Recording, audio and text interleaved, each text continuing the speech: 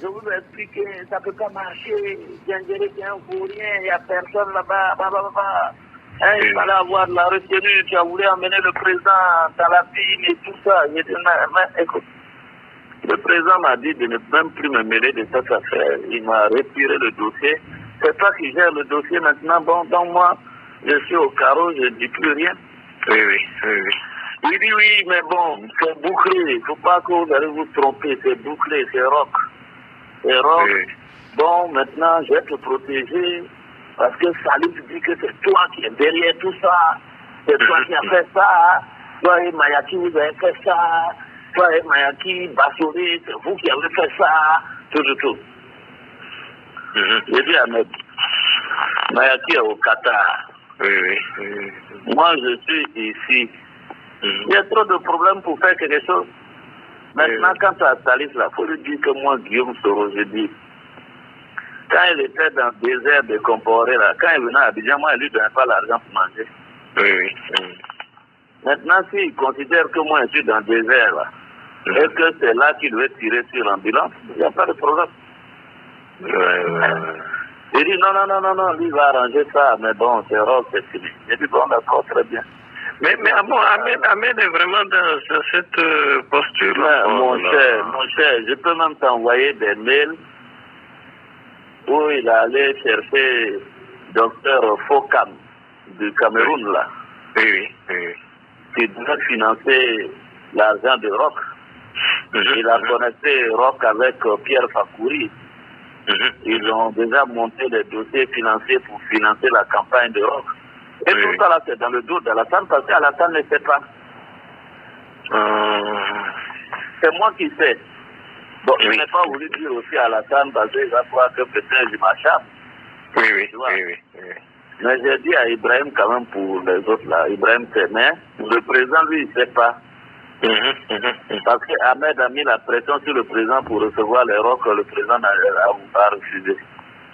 Ouais, et lui, pour la solidarité fraternelle, mon vieux, c'est pas un exemple reluisant, hein. Dis donc. Ah, ce que je peux te dire, c'est sur le carreau. Alors maintenant, moi, j'ai laissé respirer Djangéré, je suis rentré dans la base. Oui. C'est fait que quand j'étais là-bas, tous les soldats là venaient, c'était de ma sécurité, ils se réveillaient. Oui. Donc je les ai pris à la base par groupe de 10, 20, pour leur parler et leur donner un peu d'argent. Ah, tu as bien fait.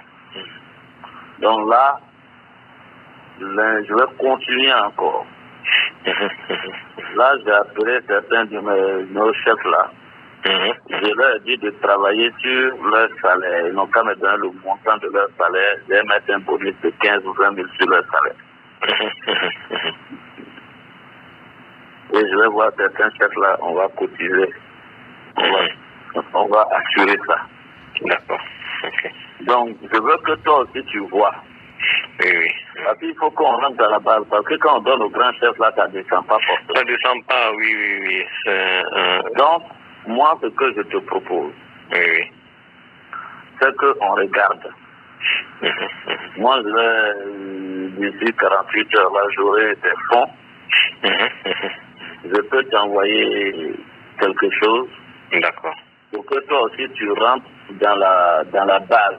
Oui. Même si c'est 5-5, 10-10, 5-5, même 3-3 qui se connaissent et plus tard, c'est bon. Oui, tout à fait. Maintenant, on travaille comme ça. D'abord, ça va remonter le moral du général s'il voit que ses enfants sont chauds. Oui, tout à fait. Deuxièmement, les enfants refusent de désarmer catégoriquement. Et puis, bien au contraire, si on voit qu'il y a une opportunité, vraiment, on frappe. Oui, tout à fait. Mais pour frapper cette fois-là, il ne faut pas qu'on frappe de façon isolée. Il faut qu'on ait 3 fronts. Voilà, et puis surtout, il faut pas frapper, il faut frapper de manière à ce que même si on recule, les dégâts qu'on a causés là sont que les choses ne peuvent plus revenir à la situation antérieure. Voilà. C'est que cette transition-là est obligée de s'en aller. Ouais.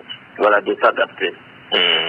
Moi, ce que je vois, comme je ne connais pas bien le rapport de force, et moi, je veux que toi, tu regardes le rapport de force, parce que bon, on me fait des rapports, mais toi, tu es sur le terrain, tu connais mieux le terrain que moi. Moi, voilà ce que je voulais te proposer. On frappe dans une ville en haut, quelque part là-bas, on récupère un commissariat, une gendarmerie, eux, ils vont fuir, ils ne peuvent pas résister. Et comme on me dit que l'armée est autour de Ouagadougou, si on frappe à un bout là-bas, l'armée va vouloir se réorganiser pour aller vers là-bas. Parce que si un centimètre carré est pris là-bas, ils sont obligés d'aller se battre.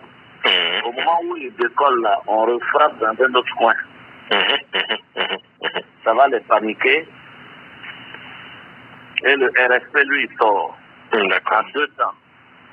C'est-à-dire ceux de Pau avancent sur 50 km.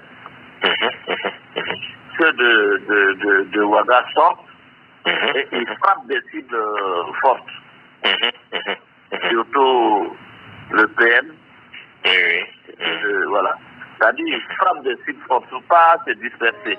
C'est-à-dire que ce qu'on va faire sur le bout là-bas, là, c'est pour désorganiser, c'est pour les paniquer, c'est pour les mélanger. C'est pas pour, tu vois, c'est juste pour les mélanger. Parce qu'ils sont obligés de vouloir se réorganiser. Oui, tout à fait. Bon. Donc, c'est pas les policiers et les gendarmes qui vont résister même à un commando de combien de... Tu vois ce que je dis.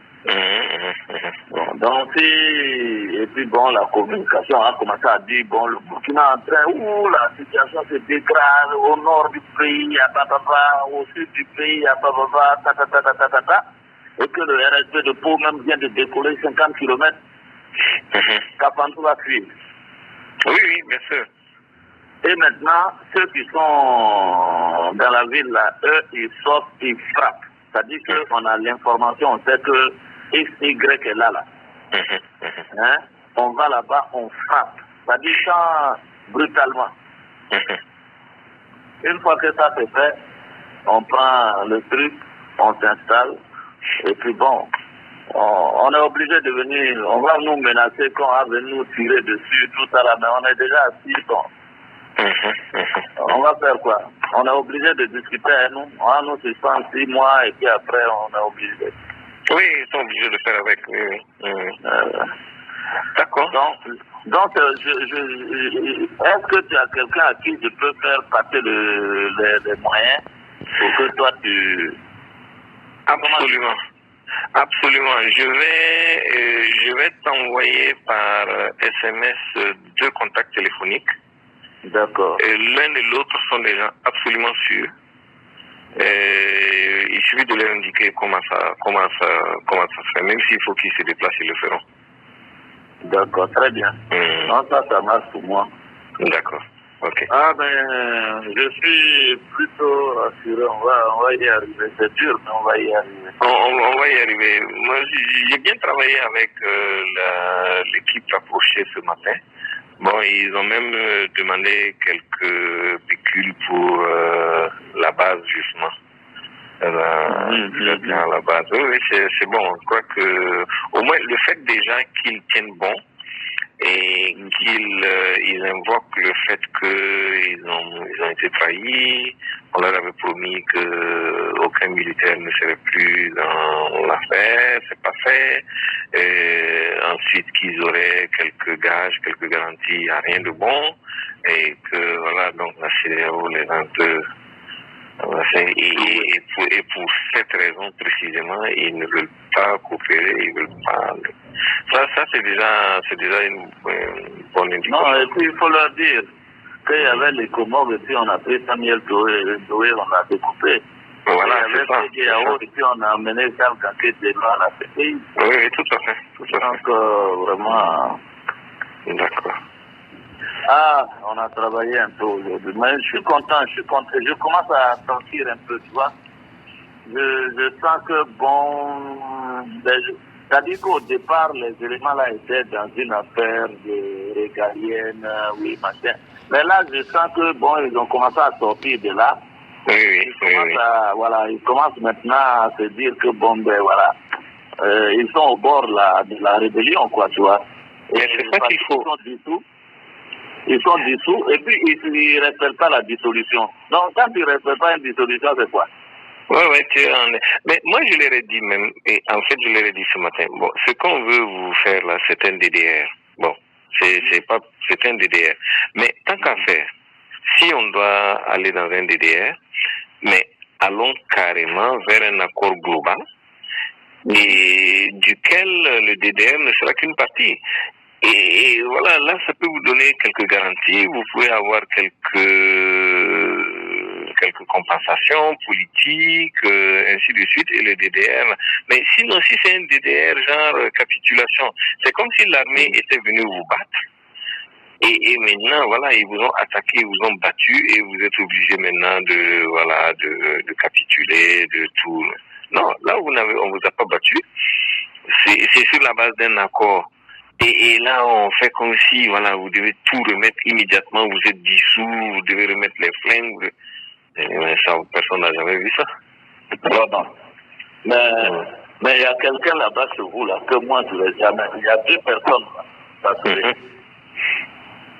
en tout cas, quand on va finir tout ça, là, il y a 2 personnes, là, que tu dois accepter, au moins, des règles. Il y a Salif Diallo et puis ici, quoi là, il y a un si là. Chérif. Ah non, ça je n'ai pas laissé, hein. Non, Basolé, non, quand même. Ces gens-là ne peuvent pas vivre et puis vous allez être tranquille. Non, c'est vrai. Moi, je te dis, ça dit que, quel que soit, Basolé, ta bonne volonté, tout ça là, ceux-là que j'ai cités là, pas être vivant et puis le Burkina va être tranquille. Ça, c'est vrai. Pas vrai. C'est comme si, est-ce que toi tu imagines que nous on aurait pu faire ce qu'on est en train de faire si Tagro et puis IB fait du vivant? Oui, c'est ça. C'est-à-dire que tous les jours, IB allait chercher à faire un coup d'État. Tous les jours, il allait chercher. C'est-à-dire que... Et vous êtes dans cette situation-là, Basolé. C'est vrai. Bon. Ok, non, il n'y a pas de problème, on va travailler là-dessus. Donc tu m'envoies les messages à partir de... Nous sommes dimanche aujourd'hui, au plus tard mardi, tu as un certain nombre de fonds pour faire ce qu'il faut. Ok, d'accord, c'est parfait. C'est parfait, je t'envoie ça. Et on continue de travailler.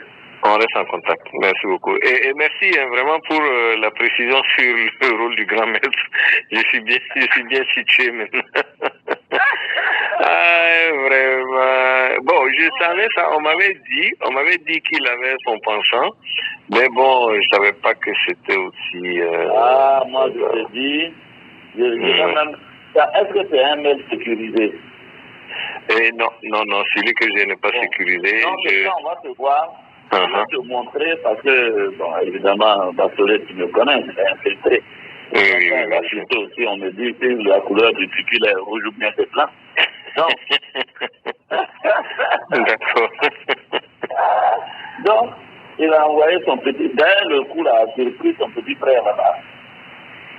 Son petit frère était parti avec un émissaire pour aller voir et puis discuter des modalités de son financement. Oui. Mais comme il est intelligent, il se dit que lui, il va donner un peu à chacun. Tu vois, non? Parce que le même contact est allé voir Rock, est allé voir Zéphirin Diaby. Voilà, donc comme ça, il ne perd pas. Ah là. Bon. Ouais. Maintenant, moi, comme je dis là, moi, je ne croyais pas que l'élection allait avoir lieu. Donc, je suis resté tranquille. Oui. Parce que ce n'est pas une affaire même d'être intelligent, c'est une affaire de clair. Un truc comme ça, là, ça ne pouvait pas avoir lieu. Et puis, parce que la crise que tu vois là, je crois que c'est dans 2 mois, 3 mois, ça va finir. C'est ça là, que tu vois là. On est parti, mais toi-même, tu connais. Tu as fait l'accord de Ouagadougou. Oui. Même simplement processus de DDR. Tu sais, c'était ça. Oui. Non, parce qu'en fait, aussi longtemps qu'on n'aura pas vidé le contentieux, les élections ne pourront pas se tenir. Moi, j'ai dit ça aux Blancs, là. C'est pas parce que je suis exclu que je vous dis ça. Je vous dis simplement, tous les processus d'exclusion ont amené des malaises qui ont plombé carrément les processus électoraux. Vous allez voir, et il suffit que la date du 11 octobre la saute pour que plus personne ne puisse dire exactement quand est-ce que les élections auront lieu un jour au Burkina. Tu vois? Parce que ça va aller dans tous les sens.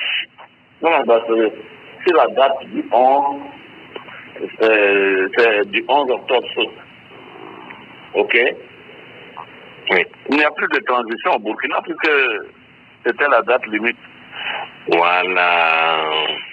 Donc eux-mêmes, ils rentrent au regard de la légalité, donc du droit, dans un vide. Dans un vide, oui, tout à fait. Donc ils vont être plus fragilisés, déjà qu'ils n'ont pas de légitimité. S'ils n'ont pas la légalité avec eux, ça va être un problème. Les gens ont le droit de dire que cette transition-là a été mise en place pour 10 mois pour organiser des élections.